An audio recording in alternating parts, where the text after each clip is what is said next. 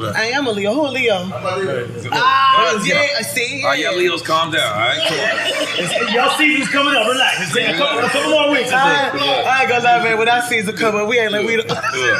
But nah, that's why I'm gracious, and I've been through a lot, man. I've been through a whole lot, and I'm blessed as fuck to be still relevant in this game all these years later. So what the fuck I'm gonna be mad for? Oh yeah, what the fuck I'm gonna be being this boy with the lighter. Well, what I'm be mad for or jealous for is, I love to help, and I've always been this type.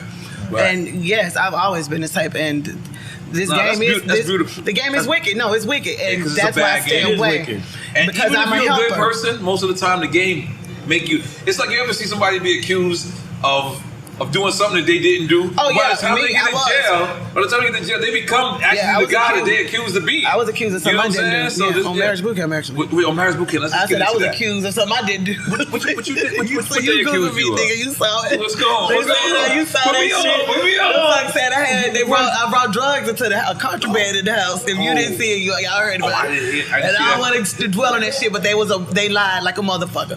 And I've never been so insulted. Really, I never been so hurt. Like and I like bawled. Kate Michelle called me because she was on the show. And that was my first time even doing reality TV. Long story short, I take my charges. Whatever I do, I own up to what I do. But when I saw that shit and the fact how they just edited that shit and did that shit, I just couldn't believe it. But what was it? Weed? Man, I don't know what the fuck. I never saw shit. I don't know what the fuck they thought. I brought weed straight up. Bruh, them folks, dude walked over there and said it looks like meth. Because I had my boy, meth. Looks like meth or he eyeball work like Gorilla Zoe. Looks like meth or cocaine to me. Like, damn, doctor, because I can eyeball work. Damn, doctor, so you can eyeball work now? Dr. Ish. Yeah. Okay. Doctor. Cool. Yeah, you're the doctor. Like everybody walking around the house drinking on prescription pills. Cool, doctor. Very true. Yeah, fucking very true. That was the highest, drunkest I've ever been. I don't like that shit. I thought you was gonna bring that up. So, but I ain't gonna dwell on it. But you know, did you have the quarantine? Yeah, I did quarantine. My season was right after yours. Yeah. So I had to quarantine for 14 days and then film for 14 days. You know what? But the thing is, they wanted to turn up because they said y'all season was whack. Yeah, we was whack. They said y'all was whack as fuck. Yeah, we were whack. We didn't throw no drinks. We ain't had no fights. Whack. Same shit. Different toilet. I ain't disrespectful with it. They're right. They needed something. And I was the innocent bystander. They wanted that. My dude was the innocent bystanders on that motherfucker. So they fucking painted this fucking narrative like I don't have family watching that shit, saying they found something in the room that I never even fucking saw. I felt gaslighted because I'm like, well, damn. Did something slip out? You know, like you find $1 bill in the laundry after wash. Like these folks like said it was something in the camera right there. Like so, like the fuck. I'm from Memphis, nigga. If I do anything, I'm gonna have my shit in my city or somewhere else. But I'm also grown. But the fact I got lied on, So you was mentioning something about being accused of something. And that's kind of what we'll see it in the edits when the show come out. But I was elaborating on what you were saying. It don't feel good being lied on about something. And I wanted to talk about that garbage ass show. God damn it! Do you make noise for that? Huh? Did we make noise for that? I was about to say, I ain't trying to burn no bridges, but fuck that show. That show garbage as hell. I was a fan of that show. Fuck that show. I was a fan of the show. Yeah, we can make noise. Fuck that motherfucking show. They lied on me. Don't lie on me. Yeah, man, I ain't like got people all ain't like, you know what I'm saying, mess. Like, come on, Dr. Ish. I roasted the fuck out of him in the DM. Yeah, then he all in my DM so much. I apologize. Like, tell the fans you apologize, but I know you ain't because you need that check. Dr. Ish. Is you married, nigga? I'm sorry. I just had to say that. Because I'm a black woman, okay? I have a black daddy. Rest in peace to the king. And I have a black mother. I have a brother. And I'm just not talking about black on some, always being on the race stuff. But it is fucking true. And I felt attacked on that motherfucker. The edits were shitty. And am I lying? Yeah. No. I've been worried. I don't know. How did you enjoy your experience? I was a fan of that fucking show. I was a fan of the show. How was your experience? I think you liked it. He probably did. I'm 50-50. I'm 50-50. You know what? And there's nothing wrong with that. It was nothing wrong with that at all. Because I'm going to be honest, I needed that at this time. DMX had just passed. And that money was good. You actually had a breakthrough on the show. There was a breakthrough mentally. They took my phone, yeah. No, I'm talking about emotionally you had a breakthrough. This nigga said my father, But what's fucked up is they think y'all boring. Something positive happened and they think y'all boring. My father, I broke down. Yeah, definitely. Yeah. But Oh, hold on. I I'm sorry. You said your father? Yeah, no, my father that passed away. Yeah, man, okay. And then when they brung it up, I did break That's down. some kind of I ain't gonna lie. I think, you know what? Let me not even lie. I think I had like a 70-30 more positive than negative experience. It was an amazing experience. I felt comfortable. I felt like myself. I wasn't trying to be all glammed up. I felt like myself. Like now I feel vulnerable. Like in a good way. You know what I'm saying? I'm high strong. If people Google the fucking word, they'll know what the fuck it means. Some people are fidgety. Some people have certain, when they get nervous, they do certain shit. And I was all of that. But the way Dr. Ishniam was narrating it and with the edits made it seem like something else other than what it was. And I have a problem with that. You think it's Dr. Ish and Judge? No. Well, you know what? I think it's the show. No. You know what? Okay, let me. I think everybody involved is guilty of whatever narrative, right? But I do know they have to produce some white man is. Right. Okay, but as a black man, they threw me under the bus, and I don't like it. That's really all. That's all I know how to say. I thought it was pretty low class, and I was a fan of the show. It went from an A-list show to me to a fucking C-list, D-list. I would never motherfucking recommend therapy. Wow. Because I have a real therapist, and so I know what real therapy is. That was an ill shot. She offered me tea, not fucking alcohol. Okay, that's real. But yeah, I just had to say that. I had to get that off my chest. It's the fucking drinks. Good job, guys. Okay, shot to Look at you. Good job, I don't even know why I'm taking a shot. I don't know why I'm taking a shot, but this is one I'm taking a shot. Because I was hurt and I felt like this would be my opportunity for me to express that. Nah, get it off your chest for sure. But yeah, no. But that's it. But you know what's the crazy shit is? That's my first time on reality TV. I'm low key. I'm private. It'll show, of course, from morning time when you wake up. Alcohol is available. But also, it's just all reality. Like they don't tell you, like you know how like they give you had a crazy night. They give you whatever you want. Usually they be like, yo, I think you should eat some breakfast or whatever. Other than alcohol? No, you wake up like alcohol. Whatever you need. Like I mean, and I watch reality TV, so I was like, damn, that's why these bitches on Real Housewives of Hell. That's why they drink all the time. Like you know, but I had a great experience. That's my first time doing TV like this. Is my first time doing something like this. You know, I know who the fuck I am. Don't get it twisted. I'm with Three's Mafia, my fucking DJ Paul and Juicy. They are Oscars. Right, yes, and, you know, and I'm on records with Eminem. I'm on Outkast first. I'm like, I know who I am. You're Gangsta Boo. Yeah. Come on, Gangsta Boo. You know what I'm saying? But I'm still human. And like, you know, a lot of stuff don't apply. And sometimes I can't let shit go. And that is where the real gangster will come out at. And I felt highly fucking offended to be accused of something that I didn't do. Right. I'd rather get caught so I can admit shit. Right. Yeah, it's foul. Yeah. That's real. But that was my first time doing some shit like that. Now I do it again, so holla at me, reality TV.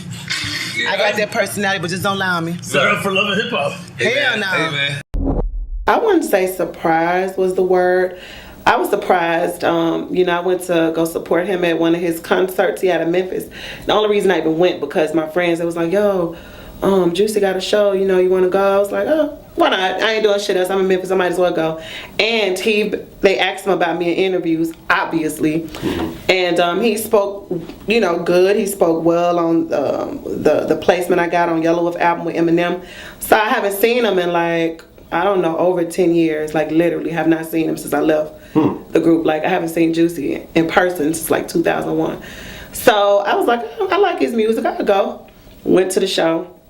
All the rappers were there from Memphis, Don Tripp, a lot of dope DJs in Memphis, and I was backstage, really just socializing with everybody backstage.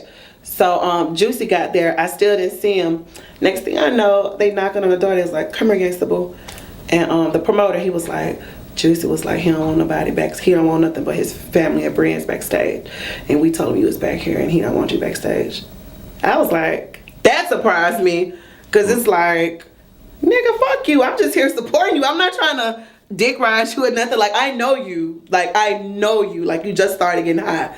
So you tricking everybody, but that's another story. It fucked me up how it's like, damn, like, and he said that in front of Don Tripp, and Don Tripp was like, he don't want nothing but his friends and family. Like, you know the nigga more than me. Like, so I had somebody there with me, and she wasn't ready to leave. She wanted to see the show. So I wasn't going to be a Debbie Downer. Stayed. So when everybody got on the stage, I was like, all right. So I went on the stage and shit. This Juicy on the stage rapping with his hype man or whatever this nigga's supposed to be, Ray, What up, Ray? He pretty much was like, told me he didn't want me on the stage, he didn't want me backstage and stuff like that. That surprised me because it's just like, bruh, people go through stuff when they're younger and, you know, grudges be held. But I mean, really, dude, what the fuck do you have against me? You making all this money. You know what I mean? You're touring. You're still living your life. What the fuck you got with little old Gangsta Boo? Like, what's the big deal you got with me? Do I intimidate you that much? Did you think that I was gonna fucking throw a bottle at your head? Like, what? Why don't you fuck with me to the point you gotta try to make me leave a city that I be in way more than you? In the streets of Memphis, you don't even touch the ground in Memphis, period. You're a LA nigga now. And I have nothing against him, but that surprised me, not his success. I mean, I know a couple of his writers, you know what I mean? One of my homeboys wrote bands for him, so. So Juicy J didn't write bands himself? It's not what I hear. Not what I hear. Not what I hear at all. Yeah, ho. But yeah, that surprised me more than anything. I think he's a hustler. He from Memphis, you know. I think he's extra talented. I mean, he was the co-president of Hypnotized Minds, which spawned, you know, us. So I think he's a hustler. So no, I definitely wasn't surprised of his success at all. I think he did what he set out to do. I was just surprised that he's still kind of holding a grudge. I don't know really why. Like, I don't understand. It's kind of petty, due to the fact that other group members are not just necessarily reunion or getting back together, but it's cordial. You know what I mean? Mm-hmm. Yeah, it's like, nigga, as many millions I made you, nigga, you should be kissing my fucking ass. I left the group just on my own path. But hindsight 2020, I was young and just didn't know about business or shit, bro. I didn't know shit. I was bumping like a mother, doing my thing, but I didn't know nothing but besides I could rap. That's all I knew. But what made you feel you needed to go that spiritual route? Like, what was there something that happened? Yes, it's I'm chosen. I know I'm just a chosen individual. Like, I'm smart, like I'm spiritual right now, you know. Well, just in general, like, I'm just, because I heard you refer to the industry as wicked. Did you feel like you needed to go into another space? He said, he didn't use the word wicked, but he said it was, you know. I heard one of y'all said wicked. Well, how about this? I feel like the world is a wicked, you know, it's good and bad. It's wicked Right. ways. You know, I have wicked ways. Did something drive you in that direction? Depression. What is do, Bless K Crew? And today we are talking about Gangsta Boo being another blood sacrifice. And so a lot of people do not know this, and I just found this out, that New Year's was a day of drunkenness, a day of orgies, and a day of human sacrifice. And the reason why I say this, because Gangsta Boo died on January 1st, which is New Year's, a day of human sacrifice. Oddly, just like Takeoff died on the night of Halloween, another day of sacrifice. And then, you know, her last few interviews, the ones that I have put in this video, have been giving off eerie vibes. First, it was the false accusations that was brought against her that she spoke out against. She then said that the industry was wicked in itself. And she also spoke on the falling out between her and one of her former group members, Juicy J. And again, I also find that weird because they were in a music group for many years and they made money with each other, and then all of a sudden she just decides to leave, and it's like he doesn't mess with her anymore. Or it's like whenever somebody tries to leave a group, a musician group, it seems as though it's like some fake energy, some fake love involved. I feel like she knew too much because it was too much stuttering in her interviews, and I feel like she was being talked over too. So I feel like she just kind of knew, just like how Takeoff kind of knew. You just get that eerie vibe around the situation with Gangsta Boo. And I just, the whole situation of her dying on her porch, just oddly out of the blue, is very weird to me too. Then not to mention, you know, she did say, hey, in her songs that she was the devil's daughter.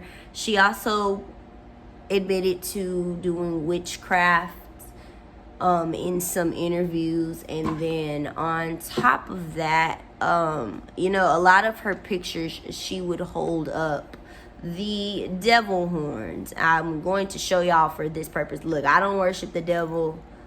Me and the devil are literally, no, we not on the same accord. But she did this a lot. And that actually represents the devil horns as a satanic hand gesture. So I firmly do believe that maybe the devil came to collect, and he came to collect on the day of human sacrifice, which is New Year's. And then, like, the whole, what drove her to go onto a different path, I really do feel like she was trying to get close to God. However, in the industry is of the world, and you know, God said, Mark 8:36, what shall it profit a man to gain the whole world but to lose his own soul? So, you know, she did mention that, she said the world is wicked. And, you know, she said the industry is wicked. But, you know, God clearly said that in the Bible. So, yeah, it's a lot surrounding Gangsta Boo's death. I do believe that she was, in fact, a blood sacrifice. I ask for everybody to open their spiritual eyes and spiritual ears for this one, and to really see what is going on, and to see the darkness of the industry. Yet once again, you know, it was dead in our face with Takeoff, and definitely dead in our face with what's his name, Big Scar, one of Gucci Mane's artists, who just passed away. And again, it's the age of the person when they died, the time frame, it's just all equaling up to 666. It's like, you know, guys, I really need y'all to open y'all's eyes to what is really going on in the industry. But if you liked this video, like, comment, subscribe, and share with friends and family. Until next time, Bless K Crew, stay blessed.